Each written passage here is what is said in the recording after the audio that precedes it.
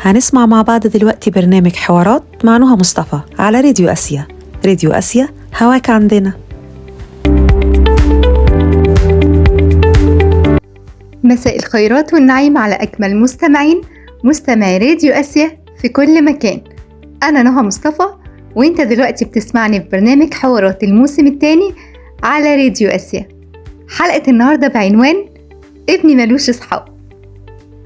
لما الطفل يرجع من المدرسة ويحط الشنطة في هدوء ويقعد لوحده، تسأليه لعبت مع مين النهاردة؟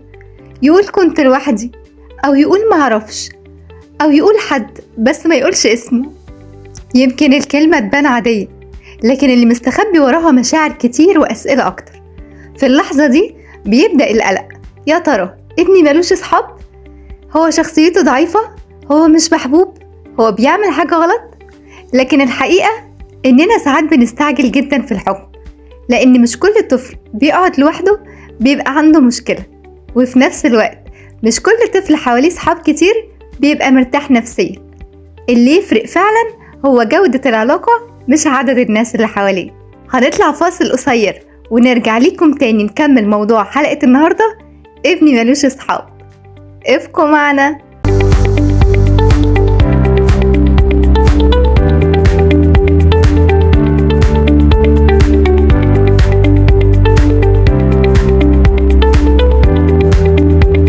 ورجعنا لكم تاني بعد الفاصل نكمل موضوع حلقة النهاردة. في أطفال نفسهم يقربوا من غيرهم، لكن الخوف بيمنعهم. بيقف الطفل بعيد يتفرج على الولاد وهم بيلعبوا، ويتمنى يكون معاهم، وكل مرة يقرر ياخد خطوة يسمع صوت جواه بيقوله يمكن يرفضوك، يمكن يضحكوا عليك، يمكن يقولوا لك لأ، فيرجع مكانه تاني ويقنع نفسه إنه مش مهتم. ومع الوقت الخوف يكبر والوحدة تبقى أسهل من المحاولة. وفي طفل تاني المشكلة عنده مختلفة تماما. هو نفسه يكون عنده صحاب، لكن عايز كل حاجة تمشي بطريقته. هو اللي يختار اللعبة، وهو اللي يحط القوانين، وهو اللي لازم يكسب.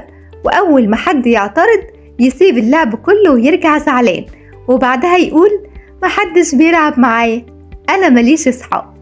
والحقيقة إن الأطفال مش بيرفضوه، لكن هم مش بيعرفوا يتعاملوا معاه بالأسلوب ده. وده يعلمنا إن نفس الجملة ممكن يكون وراها أسباب مختلفة جدا، وعلشان كده ما ينفعش نعالج كل طفل بنفس الطريقة. لازم الأول نفهم هو ليه بقى لوحده. وفي سبب ناس كتير قوي ما بتاخدش بالها منه، إن الأطفال اتعودوا إن الكبار هم اللي يلعبوا معاهم ويقولوا لهم كل طلباتهم ويحلوا لهم كل مشاكلهم.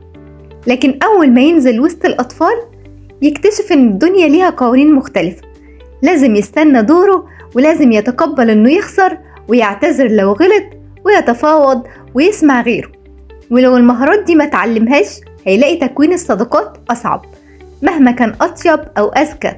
وعلشان كده علماء النفس بيقولوا إن جزء كبير من المهارات الاجتماعية بيتعلم بالممارسة، مع وجود فروق فردية طبعا في الطبع والاستعداد. ويمكن بدل ما نسأل ليه ابني ملوش أصحاب، نسأل نفسنا هل علمته فعلا إزاي يكون صاحب؟ طب هل علمته فعلا إزاي يكون هو أصلا صاحب؟ ومن الحاجات اللي ممكن تيجي بنتيجة عكسية إننا بنجبر الأطفال التانيين يلعبوا معاه، أو نفضل نلح عليهم علشان يقبلوا وسطهم. إحنا أكيد بنبقى قصدنا نساعده، لكن هو ممكن يحس إنهم بيلعبوا معاه علشان إحنا طلبنا منهم، مش علشان هم فعلا حبوه ولا حابين يكونوا أصحابه. والأفضل إننا نخلق له فرصة صغيرة ينجح فيها. نلعب معاه إحنا الأول وندربه على مهارات اللعب والتعاون، وإزاي يستنى دوره، وإزاي يشارك، وإزاي يكسب من غير غرور ويخسر من غير زعل. وبعدها نساعده يطبق المهارات دي مع طفل أو 2 في سنه في جو هادي، ونعلمه يبدأ الكلام ببساطة ويقول ممكن ألعب معاكم؟ تحبوا تلعبوا معايا؟ ممكن أشارككم في اللعبة بتاعتكم؟ وبرضه نحاول ما نحكمش عليه أو نحمله ضغط ونفضل نقوله لازم يبقى عندك أصحاب كتير، لأن القيمة مش في العدد. يمكن صاحب واحد بجد يدي الطفل إحساس بالأمان والثقة والانتماء أكتر من 20 علاقة شخصية. هنطلع فاصل قصير ونرجع تاني نكمل موضوع حلقة النهاردة، ابني ملوش أصحاب. ابقوا معنا.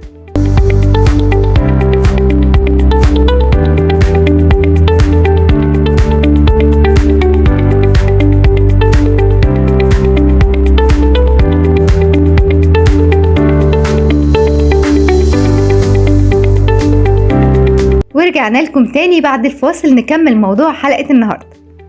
لو لاحظت إن ابنك بيهرب من التجمعات أو بيقعد لوحده في أي مناسبة، ما تستعجليش في الحكم عليه، لأن الأطفال بيتعلموا العلاقات وهم بيعيشوها ويمارسوها، مش مجرد إننا نتكلم عنها.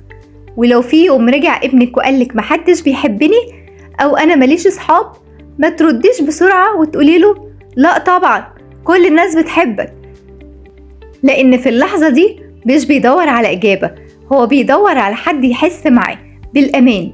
اسأليه إيه اللي حصل وقوليله احكيلي براحتك واسمعيه من غير مقاطعة، لأن موقف بسيط حصل معاه في المدرسة ممكن يهز ثقته في نفسه بشكل كبير جدا. ولما يخلص كلامه ساعتها بس فكري معاه في الحل، وافتكروا دايما إن الصداقة واحدة من أهم المدارس اللي بيتعلم فيها الطفل المشاركة والرحمة والتسامح والثقة واحترام الناس والاختلاف وحل المشكلات. وكل طفل يعرف يبني علاقة صح بيكون في الحقيقة بيبني جزء كبير من شخصيته ومن صحته النفسية. ولو في رسالة واحدة بس أتمنى أنها توصلك من حلقة النهاردة، فهي إننا ما نقلقش لأن ابننا ما عندوش أصحاب كتير، لكن نقلق لو ما عندوش المهارات اللي تخليه يعرف يكون صداقة حقيقية ويحافظ عليها، لأن وجود شخص واحد يقدره ويحبه ويحسسه إنه مش لوحده ممكن يغير حياته كلها. وفي نهاية الحلقة عاوزة أسمع منكم آرائكم وأعرف تجاربكم اللي جربتوها مع أطفالكم. ابعتولي في الكومنتات على صفحات ومنصة راديو آسيا. أشوفكم على خير في حكاية جديدة مع طفل جديد في حلقة جديدة من برنامج حوارات. إلى اللقاء.